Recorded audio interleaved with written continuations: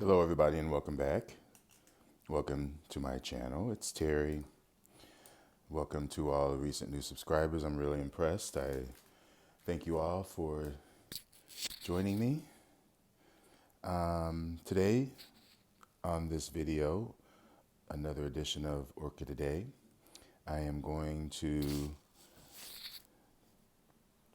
pot up these angrecoids, and it's going to be fairly quick.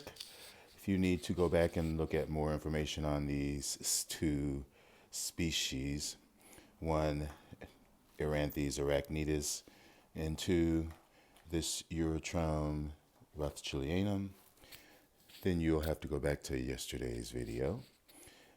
So in lieu of that, I'm just going to sit down here and get it done. I already explained what I was going to do. It's really going to be simple. This actually fell out of the pot, so I may, well, you see, that's what is going to happen with this one. This one I'm going to wrap the sphagnum around, as I said I was going to do yesterday, and stick it inside of these clay pots. Very simply done. Both of these, what I'm going to do first is I'm going to put a little bit of bark in the base, just so that the sphagnum is not just on the bottom of the pot, where it can allow to be a moist area for the roots to stay in a little bit too long. Some may like that, but most don't. So you can see I merely just pulled it out of this. It wasn't rooted in like this Eranthes is. So it came out of the pot. What I'm going to do really is take it back out. I'm just leaving that bark on it because that'll help it with some drainage. And I'm just going to gently wrap loosely with the sphagnum, and I'm just kind of setting it on top of that so that there is still lots of air in between the sphagnum or the plant and what it is sitting on. And that's how I'm just going to leave that. I'm not packing it in. I've got the roots exposed.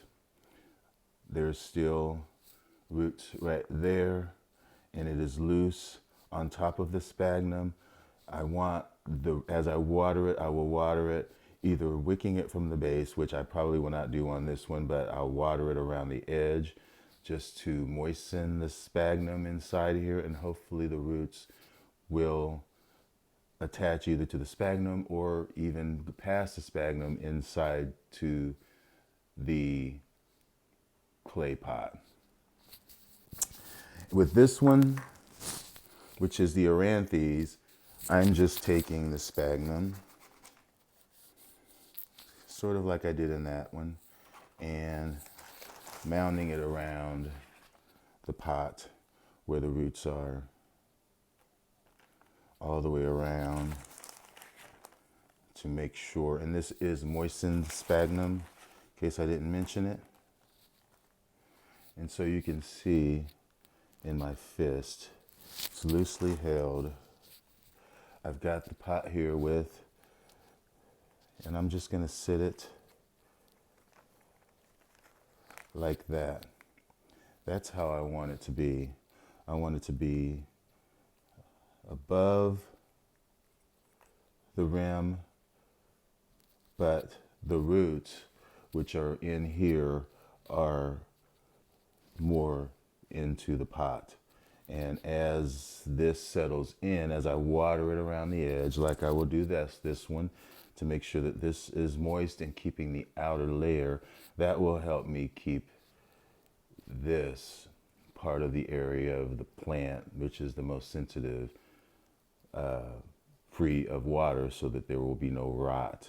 Same as with this one, although it is a little bit more difficult because water drips can splash on this area, but I will be trying to water around the rim on the inside, away from the actual plant, because the roots are around the edge.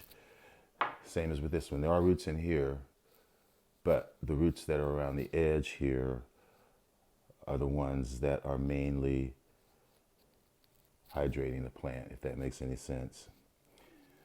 And as the roots get into the sphagnum and maybe root themselves onto the pot, then perhaps I can deal more with this, or perhaps take the whole thing, or I will deal with it further then. But I'm just trying to make sure right now that it gets rooted and is acclimated in my care, and then I will perhaps move it up to a larger size as the plant grows. But for now, the main thing is to keep it hydrated. Again, I will show you pictures of each, but again, I will refer you back to yesterday's video so I won't be so redundant. And as always, thanks for watching, folks, and enjoy your orchids. Bye.